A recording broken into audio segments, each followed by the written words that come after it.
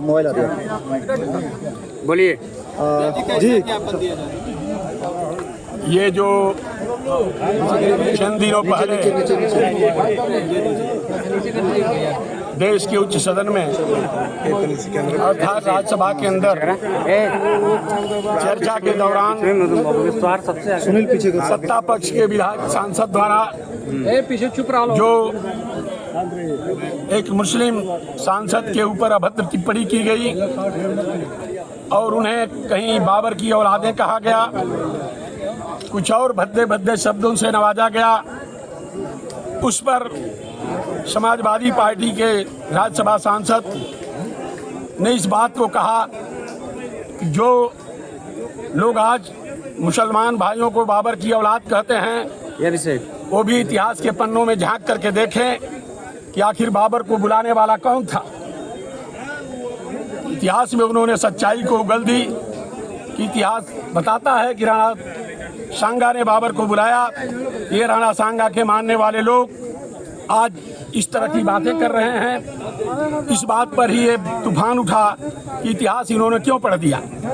ये बात इसलिए नहीं हुई कि इतिहास पढ़ दिया, ये बात इसलिए हुई कि इस देश में जिनको पढ़ने का अधिकार नहीं था वो पढ़ने लगे, और पढ़ने लगे तो बताने लगे। दुख इस बात का है, इस बात को उन्होंने पढ़ लिया, यहाँ तक तो ठीक है, पढ़ करके लोगों को बता क्यों दिया कि हम लोग दोहरे चरित्र वाले लोग हैं, तो दुनिया को वफादारी का संदेश देते हैं और गद्दारी का काम करते हैं। यही बात तो उन्होंने कह दिया। तो उनके घर पर करणी सेना बना करके लोग हजारों की संख्या में बुलडोजर लेकर के और तलवार लेकर के उनके घर पर पहुंच गए, माननीय सांसद रामजी लाल सुमन जी के घर पर। उनको जान से मारने की धमकियां दी जा रही हैं। अभी 27 तारीख को उनके काफिले पर हमला किया गया। ये सीधे सीधे लोकतंत्र की हत्या है, संविधान की अवमानना है, कानून का उल्लंघन है। और ये साबित हो रहा है कि उत्तर प्रदेश में कानून व्यवस्था नाम की कोई चीज नहीं है। इसलिए ऐसी नाकाम सरकार को चाहिए, केंद्र सरकार से हम लोगों की मांग है कि ऐसी सरकार को बर्खास्त करे और यहाँ राष्ट्रपति शासन लगाने का काम करे। विधायक जी, सरकार जो है अब जाति जनगणना कराने जा रही है, कैसे देखते हैं इसको आप? हमारी तो पहले से मांग है, हमारे नेता सबसे पहले से इस बात की मांग कर रहे हैं कि जाति जनगणना होनी चाहिए।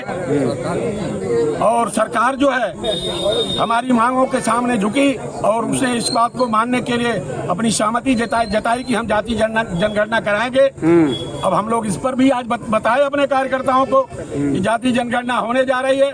पत्रकार बंधुओं, मीडिया के भाइयों, यूट्यूब के भाइयों, आप भी ईमानदारी से अपनी जिम्मेदारी का निर्वहन करना ताकि कहीं कोई विधायक जी घपला न होने पाए। बंगाल में हुई हिंसा के बाद बंगाल में राष्ट्रपति शासन की मांग की जा रही है, क्या उत्तर प्रदेश और बंगाल में दोनों में आप लोग मांग करेंगे? जहां भी